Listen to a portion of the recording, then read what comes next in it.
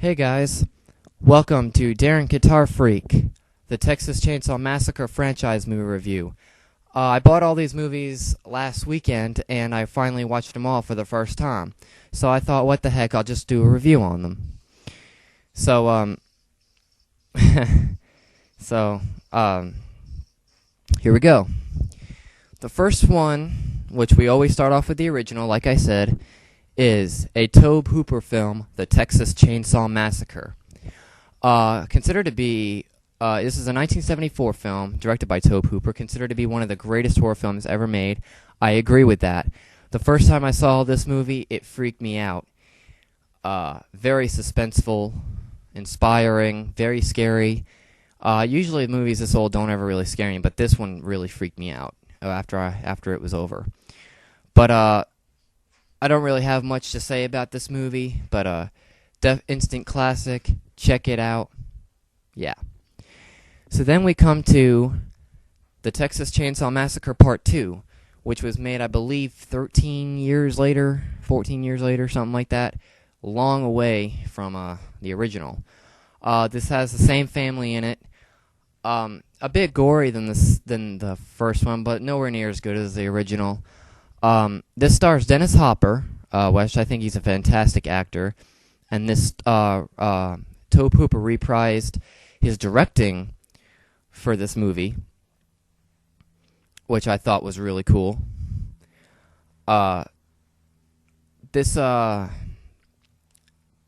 pretty much starts new standards and stuff like that, but this is kind of a comedy horror.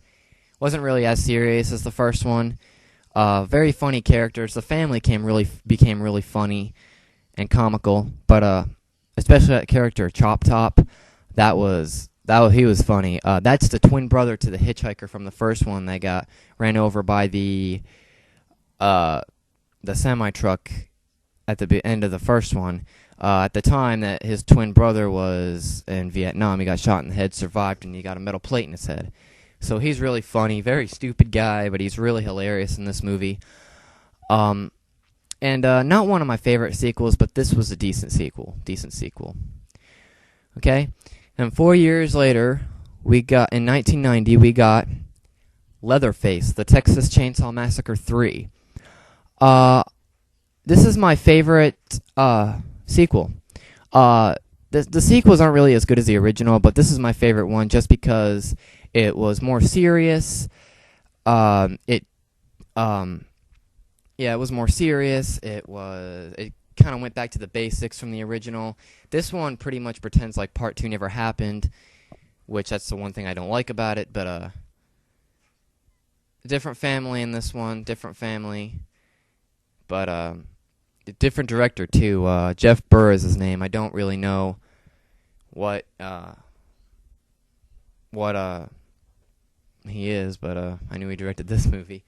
I did some research after I got done watching these movies, so I could tell you some of the facts if you didn't know. Then we come to, oh boy, Texas Chainsaw Massacre: The Next Generation.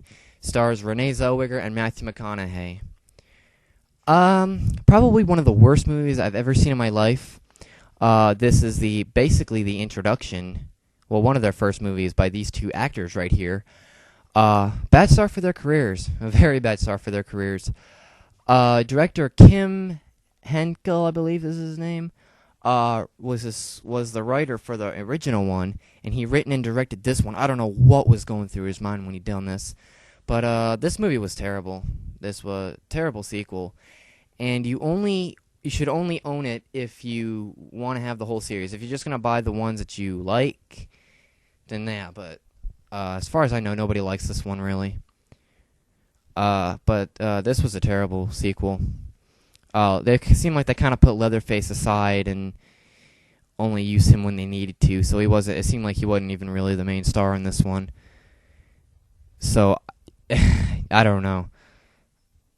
I have no clue. This was written to be a semi-remake of the original, but somehow ended up to be the fourth entry in the series. I don't know how, but everyone considers it the fourth one. So, things get good again when they ended the series here. They knew they needed to.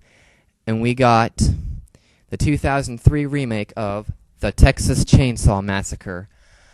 This was an excellent remake. It was better than I thought it would be. Very gory. Leatherface had a really good look. Very scary. It stars that Jessica something girl. She's a pretty hot girl. I forgot. I can't pronounce her last name, but this was an excellent remake. But this is one I would definitely recommend to you all. Very good remake. So then we come to the last, which was the Texas Chainsaw Massacre: The Beginning, which is a prequel to the remake that takes place 4 years before the events of the remake. This is more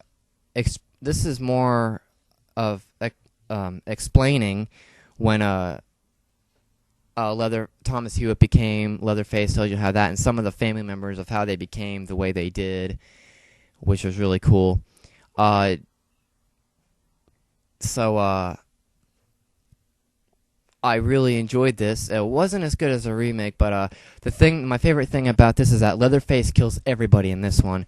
In pretty much every other Chainsaw movie, it's basically a girl that the main actress is the survivor, but this one, he killed everybody. All the victims died in this, which was awesome. But this was a very, very good sequel. Again, I thought it was better than I thought it would be. Shows you how Leatherface got his mask.